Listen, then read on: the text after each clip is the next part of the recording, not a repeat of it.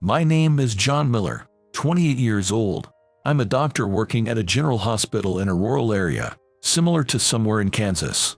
My specialty is surgery, and as a newbie, I spend my days performing surgeries from morning to night. Surgeries can be quick, lasting about an hour, or they can stretch for several hours. Despite being young, standing all day is exhausting. Just yesterday, I was rushed off my feet dealing with an emergency patient and barely got any sleep. Due to some circumstances, I swapped working days with another doctor, so I'm on night shift duty today. There's still half a day left until my shift starts, but going home feels like too much of a hassle. I might as well sleep here. Someone will wake me up when it's time, so there's no worry about oversleeping. Lately, I haven't been able to go home much. My shirt is all wrinkled, and my hair's a mess from sleep. Of course, I've changed clothes and taken a shower. Cleanliness is important when you work at a hospital, but the stress and fatigue never seem to disappear, leaving me in a constant state of exhaustion.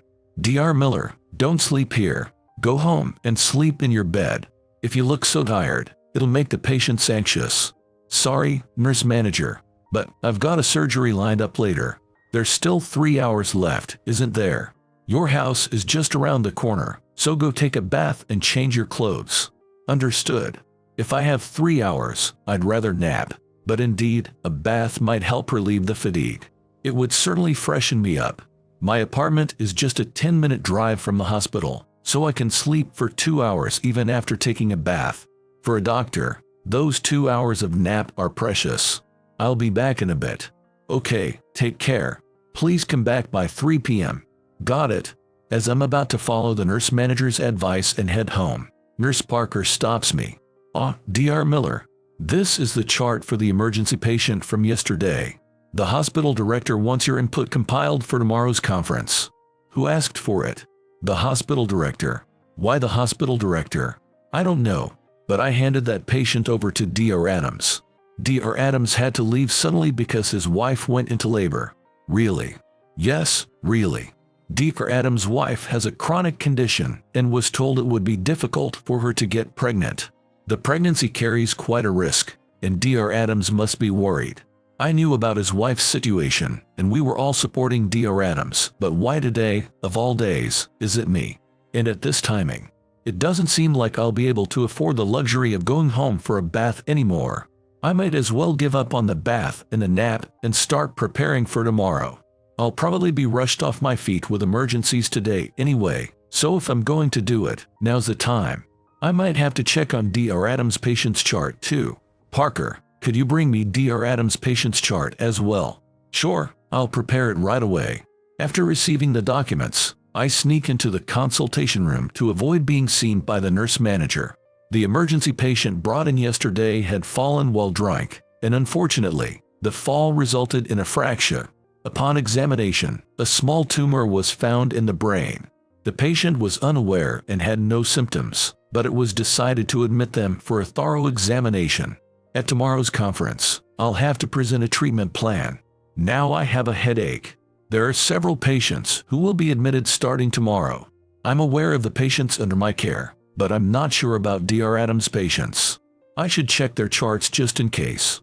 As I'm reading the charts, I hear Nurse Parker's voice. Dr. Miller, it's Parker.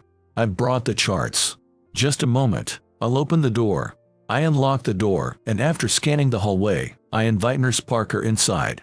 It's okay, I've kept it a secret from the nurse manager, Parker says with a mischievous grin. Thanks, that really helps. I couldn't stand being nagged about it.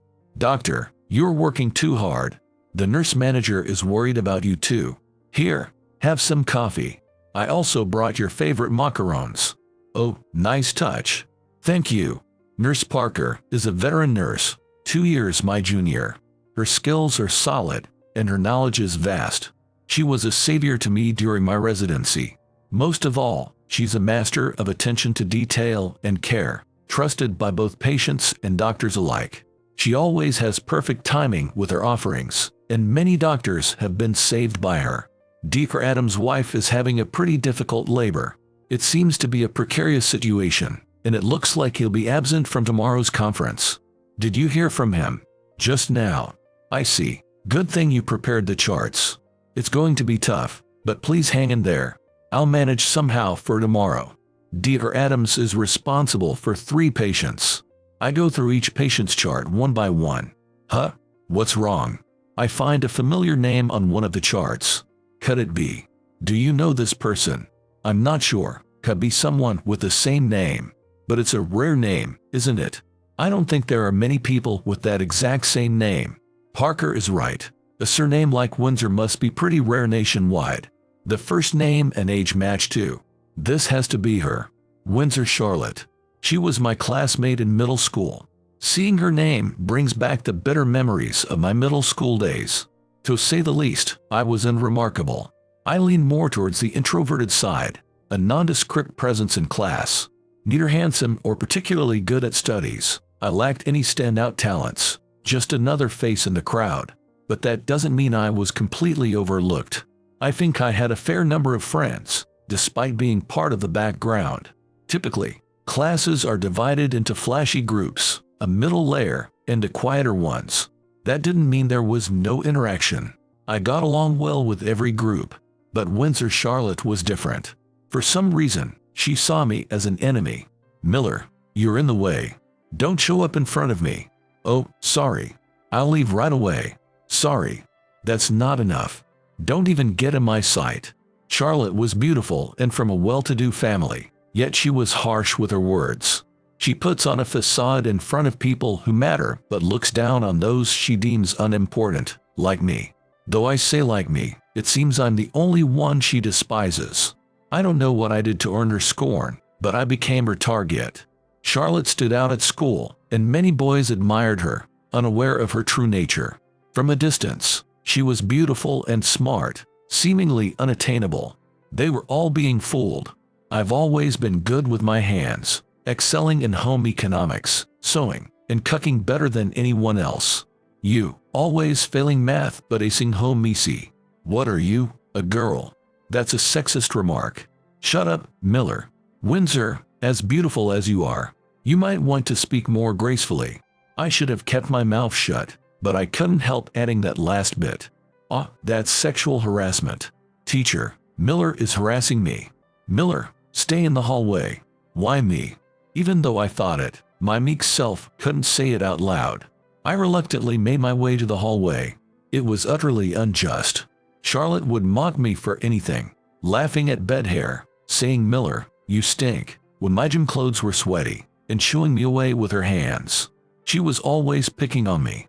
So, I finally asked her, Windsor, do you like me or something? Huh? Because you are always picking on me. Don't joke. Go look in the mirror and come back. Right. Your mere presence annoys me.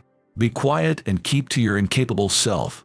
Even though she said that, I didn't understand what was so bothersome about me. I had no idea what I was doing wrong.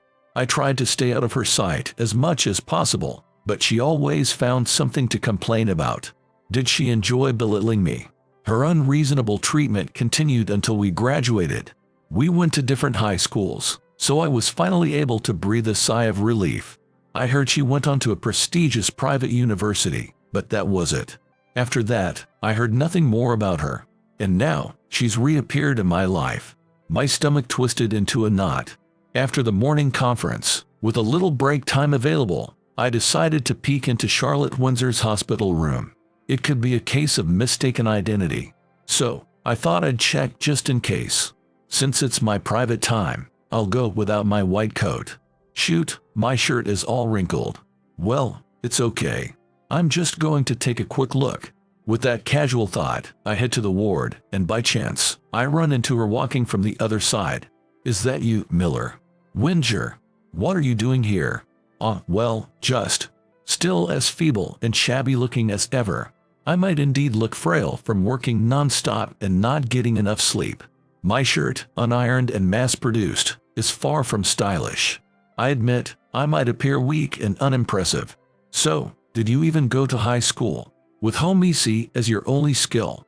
I thought you dropped out in high school. No, I didn't drop out. So, what? You're hospitalized here. You do have a pitiful look. Poor thing, being both incompetent and frail.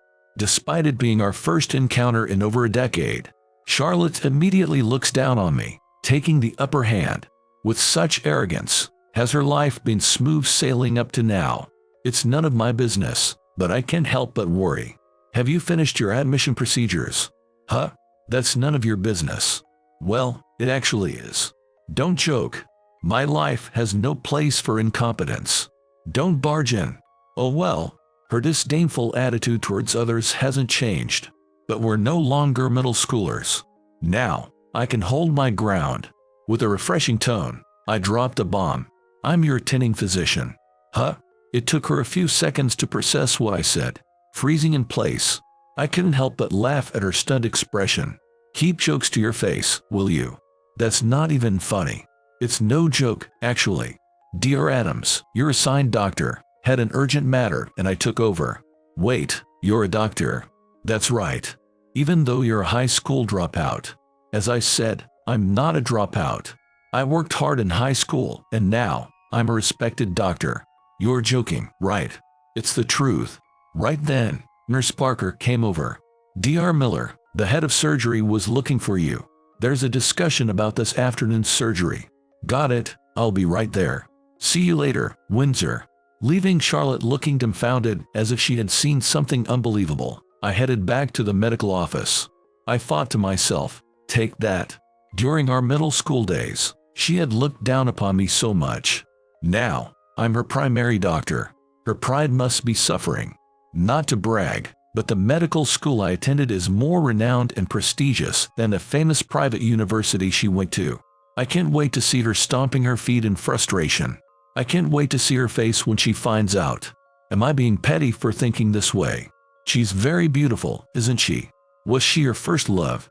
Absolutely not. If anything, I was her first love. That's hardly likely. You never know. The world is full of mysteries. It's not uncommon to be drawn to something different from oneself. Even so, the idea of you being her first love is far-fetched. It's not happening. No, it's not. I meant it as a light joke, but being denied so flatly kind of brings me down. I don't have any particular attachment to her. This time, it's just doctor and patient. The unpleasant memories from middle school don't matter. I'll focus on treating her disease. Fortunately, her cancer, specific to women, was caught early. Surgery to remove it should prevent any life-threatening issues. Still, she must be feeling anxious. I want to encourage her, but she might be displeased just because it's me. Now, what tone should I use when I talk to her? As I ponder this, I find myself outside her hospital room. I could hear voices from inside. How loudly are they talking inside? You really are useless. Can't do your job properly, and now you're sick. We're really busy. Don't bother us. It can't be helped, Dad. Charlotte has always been dragging us down. Ashley is so capable. Why are you so foolish? You received the same upbringing. The voices seem to belong to Charlotte's father and sister. However, the content of their conversation is unsettling. I quietly open the door of the hospital room and eavesdrop. There's never been anyone in our family who got cancer. Are you really my child? Are you doubting my fidelity? No, that's not it. I can understand why Dad might think that. Even I wonder if she's really my sister. What is this? They're family, right? But this conversation is too cruel. Too much so. To have such a conversation in front of a sick person. Stress is the last thing a cancer patient needs. Do these people understand that? Looking at Charlotte, she's biting her lip, looking down. Why don't you say something? I'm sorry. I can hear you. I'm sorry. She manages to speak in a barely audible voice. I've never seen this side of Charlotte. The Charlotte I knew was always confident, maybe a bit abrasive, but accomplished, admired by everyone. This is a complete turnaround. Was she bullied like this at home by her family? It's because you don't behave that I'm suspected of being unfaithful. You're really a curse. Please, enough is enough. Mom, don't be mad at Charlotte. I guess I took all the good genes from both you and Dad. Sorry, Charlotte. I couldn't leave any for you. Are these the words of a family that shares the same blood?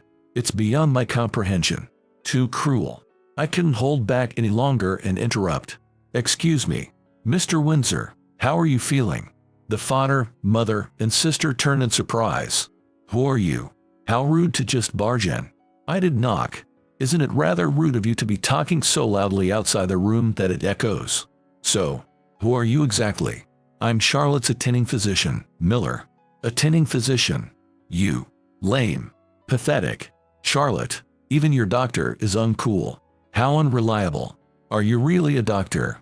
Can you even perform surgery? Everyone in the family being rude. Is this the Windsor style? Certainly.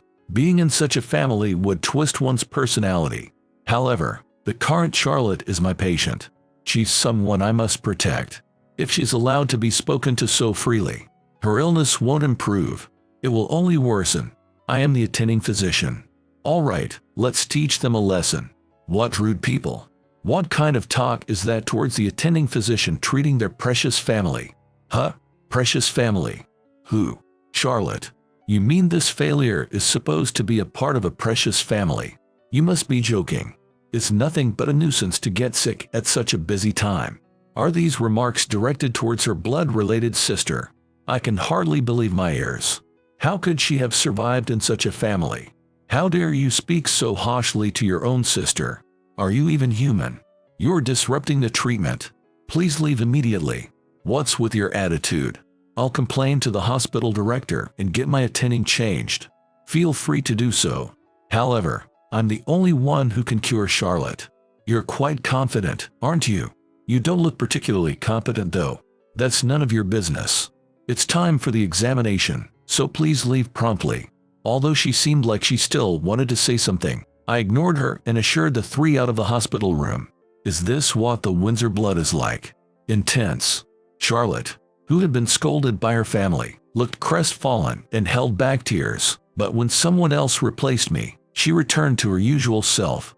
Who do you think you are? Why did you interfere? Because Windsor seemed to be in distress. Was it too much interference? Way too much.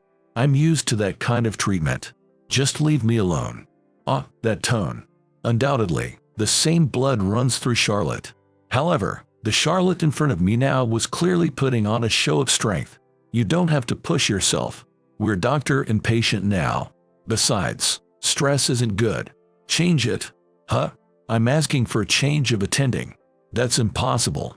Not you. I want a more competent doctor to see me. Hurry up and switch. Well, there are other excellent doctors, but I've told you, only I can cure you. Although I left Windsor in middle school and probably don't know, even as a newcomer, I'm relatively well known in the medical community. My precise surgical techniques and approach to surgeries have been praised in various places, and I'm reputed among plastic surgeons for making breast reconstruction easier. Even though you've just become a doctor, how much effort did you put in? It's impressive for a newcomer. I'm looking forward to 10 years from now. The hospital director said that and has been looking out for me. Whether it's Windsor's father or whoever, they can give orders if they want. My position isn't so low as to be shaken by hysterical words from outsiders. I've worked hard enough to say that. When my mother died, I was only 2 years old.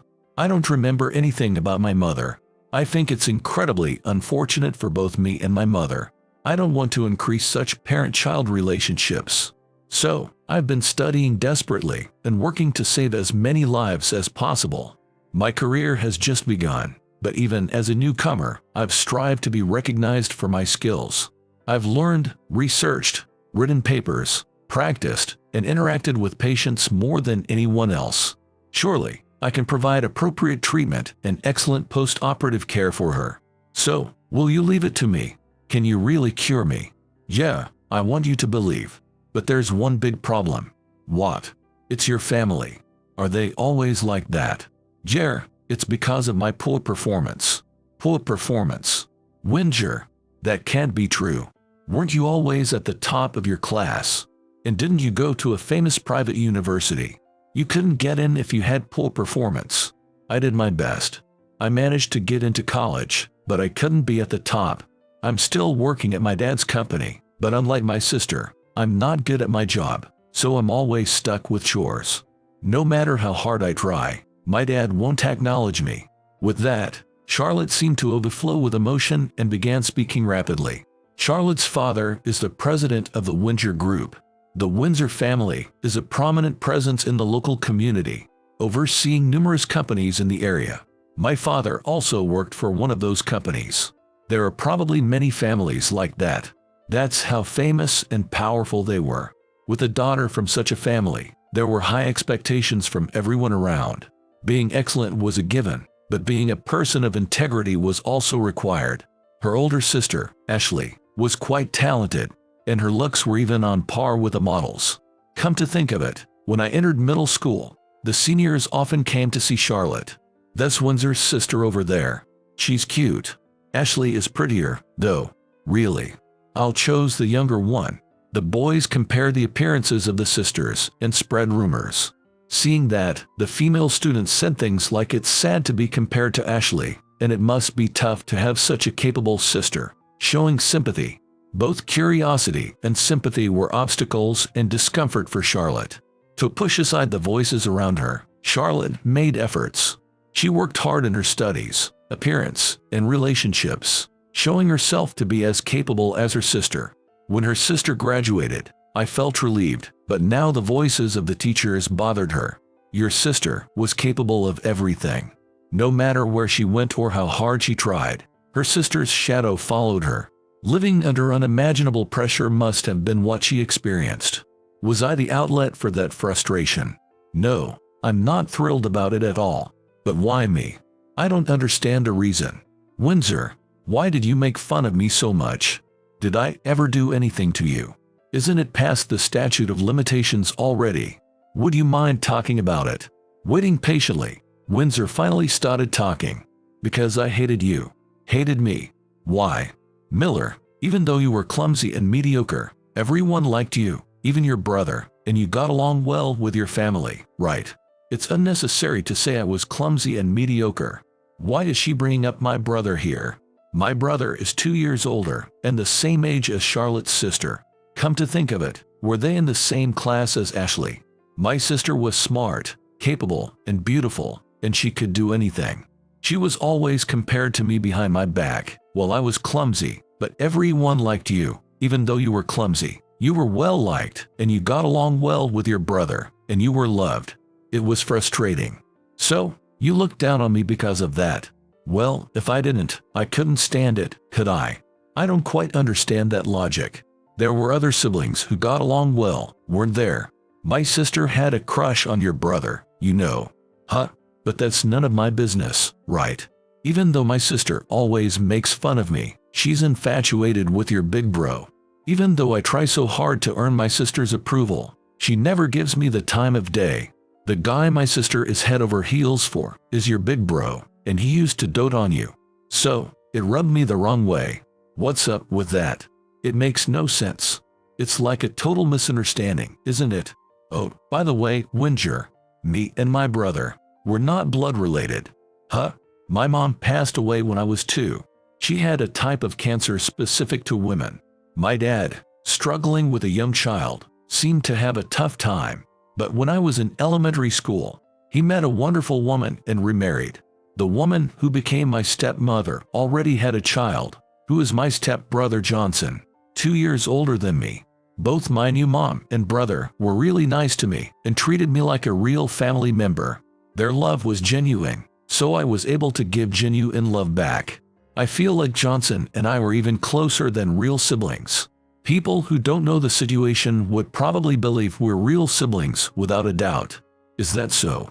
I'm sorry, I didn't know. You struggled too, huh? I'm sorry, I was pretty mean, wasn't I? If it weren't for your big bro, you wouldn't be able to do anything. Was that envy towards me, who was loved by my brother?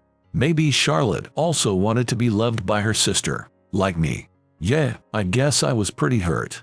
Just because I didn't know doesn't mean it was okay to say those things. Huh? I'm really sorry. It seems Charlotte is starting to regret her past words and actions.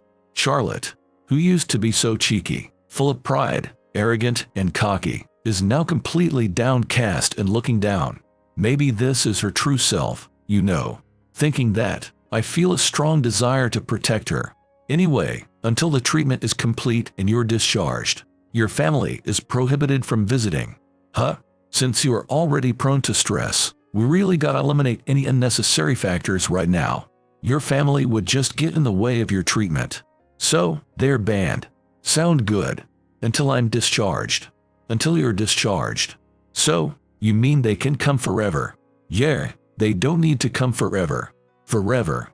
Finally, Charlotte smiled. She's cute when she smiles, you know, even though it's frustrating. Maybe Charlotte has finally come around, because since then, we've been talking a lot. Talking about memories with the now honest Charlotte is fun, and I wonder why we couldn't do this back then. If we could talk like we do now back then, maybe we would have had different memories, you know.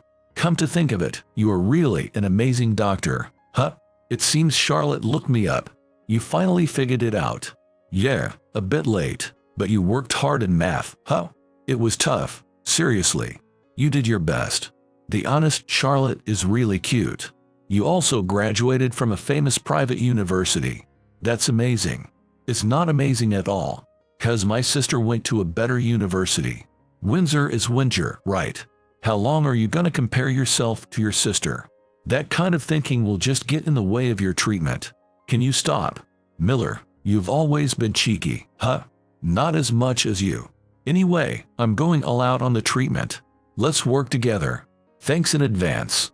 Fortunately, Charlotte's cancer was small, and there was no metastasis. Charlotte wanted to preserve her uterus, so I attempted conservative treatment. It was lucky that the lesion was amenable to conservative treatment. With this, I could fulfill her wish. I must say, I think I did a fantastic job. Pregnancy and childbirth should be possible in the future. Charlotte's post-operative course was good, and her physical strength recovered smoothly. Eventually, the day of discharge arrived. Hey, Miller. Yeah, what's up? Thanks for everything. I didn't feel anxious because you were there. You're unusually straightforward, aren't you? Shut up. I never thought I'd be able to exchange light banter like this back then. The Charlotte I used to detest has now become adorable to me. Here. What's this? My number? Huh? I still need treatment, right? You have to contact me if anything happens. You're gonna contact me directly. If you don't want to, it's fine. It's not a problem. Even if there's nothing, you can contact me. What's with that? It's creepy. She still has a foul mouth, but somehow, I can feel a hint of warmth. It's probably not just my imagination. Charlotte always contacts me before coming for regular checkups. We take breaks to coincide with the end of her checkup appointments and have lunch or grab coffee together. Doctor, when are you going to confess? What are you talking about? Don't play dumb. Recently, things seem to be going well between you and Windsor. Too bad, but I haven't had any conversations that would make you smirk. What a waste. Now, I'm counseling Charlotte about life. It seems that Charlotte has made up her mind to distance herself from her family because of this incident, and I'm currently advising her on how to start her new life. Given that she's lived a sheltered life, restarting work and life would require various knowledge. As for the room, that's one thing, but what about work? Do you have any prospects? Hire me at your hospital. I don't have the authority to hire you. Aren't you recruiting for receptionists or administrative staff? I wonder. Do you know, Parker? I think they're probably recruiting. But don't you need a medical office qualification? You need a qualification. Some hospitals and clinics may not require it, but university hospitals like ours might. I see. I just need to get the qualification. Huh? Are you going to work here? Is that not allowed? No, it's not up to me to decide. Good for you, Dr. Miller. I'm not sure what's good, but Charlotte is smiling happily, saying, he. Several months later, Charlotte, who successfully obtained her qualification, proudly became an official employee at our university hospital. The doctors were delighted because she looked good, but they were knocked out by her strong-willed personality and retreated. Charlotte, who is smart and quick-witted, demonstrated her abilities as a valuable asset and built her position within the hospital. Once her work was on track, Charlotte started living alone. Although she felt anxious about becoming independent from her family, she seemed to enjoy the genuine freedom, looking lively and happy. This is how it should be. Charlotte, who is now fulfilled, is more charming than ever before. I was worried that she might attract envy from other women, but strangely, Charlotte has always been popular among women, and she quickly became a favorite. She seems to get along well with Parker, often enjoying lunch together. When she sees me, Parker greets me and invites me to have a meal together, but I decline. Doctor, you like Windsor, don't you? I'll help set you up, so give it your best shot. No, that's not it. I decline, but for some reason, Parker seems to be scheming to set up Charlotte and me. No, that's not it. Miller, you like Parker, right? Want me to assist? Huh? How did you know? I've been watching since middle school, I can tell. I see. Charlotte sees through everything. That's right, I'm targeting Parker. Me targeting Parker. Charlotte trying to set up Parker and me. Parker trying to set up Charlotte and me. This strange triangle created enjoyable and fulfilling days nonetheless. I don't know how my love life will turn out in the future, but saving the heart of one woman will someday become my greatest pride. I want to continue being a doctor who can respond to patients' hearts. I will polish my skills to contribute to the QOL of everyone I encounter and move forward toward the future.